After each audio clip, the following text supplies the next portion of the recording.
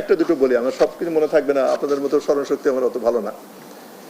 আরেকটা যার মূল্য নিয়ে আজকে পার্টিকুলারলি খুব আলোচনা হয়নি, তবে শ্রম পরিস্থিতি নিয়ে আলোচনা হয়েছে। শ্রম পরিস্থিতিতে আসলে সকলেই উদ্বিগ্ন।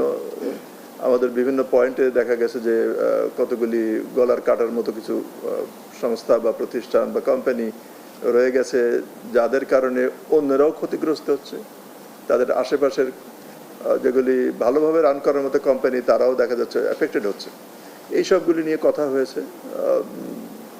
এই কথাটা চলমান, আপনারা বুঝতে পারছেন যে এটা তো একদিন দুদিনে রিজলভ করে ফেলা যায় না। এখানে আর্থিক সংশ্লেষ আছে, এখানে ম্যানেজারিয়াল বিষয় আছে, সেগুলো জিনিস আছে। যেমন একটা বিষয় অনেক আলোচনা হয়েছে, কিন্তু সিদ্ধান্ত মানে যে পাবলিক হিয়ারিং হবে কিনা। যেমন অনেক সময় দেখা যায় যে কেউ ছবি নিতে চান, ভিডিও অডিও এগুলো রেকর্ড করতে চান যে কোর্ট প্রসিডিংয়ের।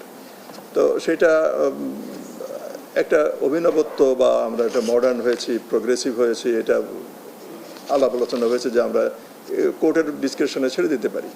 কোর্ট হয়তো এগুলি পরবর্তীকালের রেকর্ড হিসেবে সংরক্ষণের জন্য তারা হয়তো অডিও এবং ভিডিও রেকর্ডিং করতে পারে। এই আইনের প্রভিশনটা রাখা হয়েছে। এছাড়া আরও আছে যে ইন্টারলোকিউটরি অ্যাপিল। যেন একটা মামলার প্রসিডিং চলছে, প্রসিডিং চলা অবস্থায় কোনো একটা পয়েন্টে অথবা একটা ছোট্ট অর্ডারের বিপক্ষে সংক্ষুব্ধ পক্ষ অ্যাপিল করতে চাইতে পারেন যে এই অর্ডারটা বা এই অংশটুকু আমি মানি না। সেই ওই ইন্টারলোকিউটরি অ্যাপিল তারা করতে পারবেন। এত বিস্তারিত বলা সমীচীন হবে না, অনেক সময় লাগবার কথা। অনেকগুলি হ্যাঁ স্যালিয়েন্ট ফিচার্সগুলি বলা যেতে পারে। যেমন কিছু কিছু অপরাধের স্থল আগে ঠিক করা ছিল শুধুমাত্র বাংলাদেশের অভ্যন্তরে। এখন বাংলাদেশের বাইরেও যদি আন্তর্জাতিক অপরাধ ট্রাইব্যুনালের পারভিউভুক্ত জুরিসডিকশনভুক্ত কোনো অপরাধ সংগঠিত হয়ে থাকে, সেগুলিও এই নতুন সংশোধনের মাধ্যমে ইনকর্পোরেট করা যাবে, কগনিজেন্সে নেওয়া যাবে। এই প্রভিশন যুক্ত হয়েছে এবং সেটা একটা নির্দিষ্ট সময় দেওয়া হয়েছে যে 30 দিনের মধ্যে সেটা নিষ্পত্তি করতে হবে। আইনের এই ধরনের কিছু বিধান সংযুক্ত হয়েছে।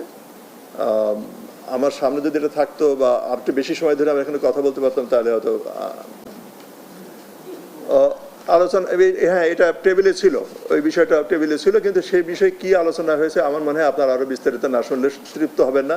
এটা প্রফেসর আসিফ নজরুল মাননীয় উপদেষ্টা, উনি যখন আপনাদের সাথে বলবেন তখন আরও সুন্দরভাবে উনি বুঝাতে পারবেন, আপনারা আরও ভালোভাবে বুঝতে পারবেন।